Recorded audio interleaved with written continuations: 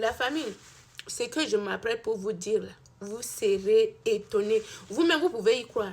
Vous allez rigoler, fatigué. Vous savez, dans la vie, la guerre, là, c'est pas seulement dire que je suis fort, je suis puissant. Non, hein, la guerre, c'est la résistance. Eh oui, c'est la résistance dans la guerre.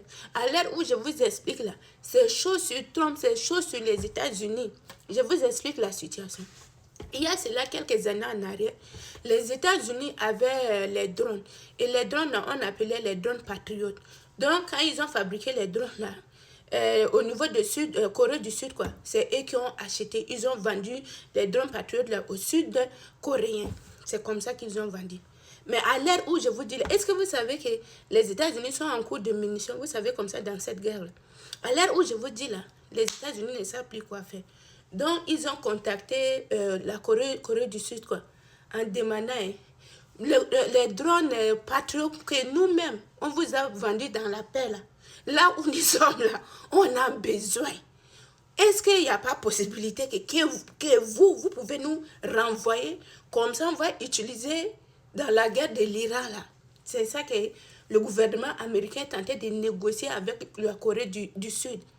Si la Corée du Sud peut les envoyer. Parce que là où ils sont là, les États-Unis ne s'attendaient pas à ce qui est en train de passer au niveau de l'Iran là.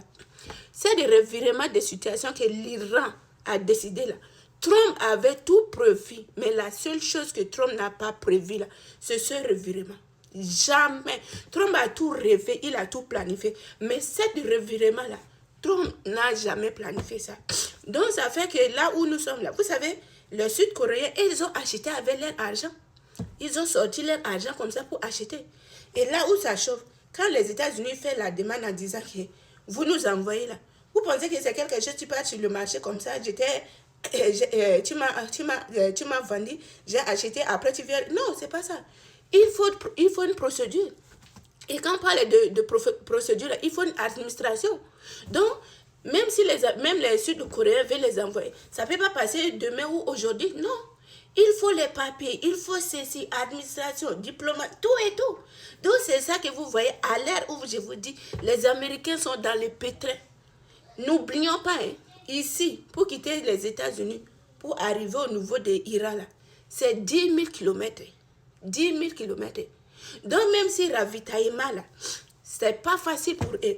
Si vous constatez bien, dans tous les pays de Golfe, tous les cibles que l'Iran a attaquées là, ils ont détruit la plupart des munitions, que ce soit des radars, tous les équipements que les Américains avaient, l'Iran a tout détruit. Donc ça fait qu'aujourd'hui, ils sont, je peux dire quoi, c'est comme si un échec quoi. C'est difficile pour eux. Ils font la bouche, mais en réalité, sur le terrain, c'est un peu compliqué. C'est tellement compliqué pour eux actuellement là. Et je me pose la question, est-ce que Donald Trump là, il dort? Est-ce qu'il dort? Parce qu'il n'a pas pensé comme ça. Pour Donald Trump, c'était bonjour. Comme ce qui s'est passé au niveau de l'Irak, avec Saddam Hussein. Mais là où nous sommes là, on est à quel jour? Où c'est 8e jour? Où c'est 9e jour? Mais il n'y a pas repli. Il n'y a pas repli. C'est chaud la famille. Mettez vos avis dans les commentaires. Dans cette guerre-là, qui va remporter la victoire? Ou on va finir par s'asseoir sur les tables de négociation. Mais le problème là, négocier avec qui? Les Iraniens disent miette, on ne négocie pas. La personne qui devait négocier là n'est plus là. C'est l'engagement des armes que nous on connaît. Mais où on va aller où? Mettez vos avis dans les commentaires, la famille. C'est chaud, c'est grave.